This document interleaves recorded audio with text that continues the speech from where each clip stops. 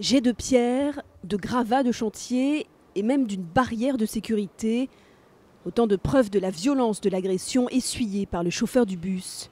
Toutes nos vitres sont filmées et quand on voit la vitre chauffeur qui a été volée en éclats et toutes les vitres, comme celle-ci où on voit encore le film, c'est vraiment d'une violence extraordinaire, inouïe. Le traumatisme pour lui doit être énorme. Je ne pense pas qu'il puisse reprendre tout de suite son travail ou reprendre cette ligne en particulier.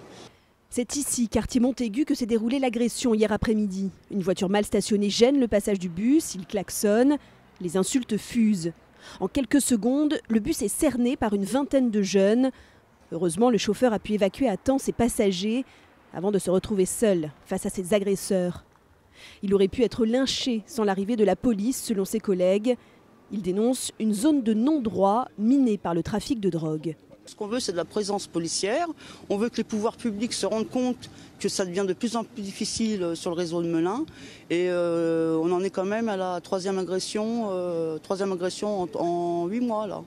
Père de famille âgé de 38 ans, le chauffeur souffre notamment d'une double fracture du poignet. 2 mineurs ont été placés en garde à vue après cette agression.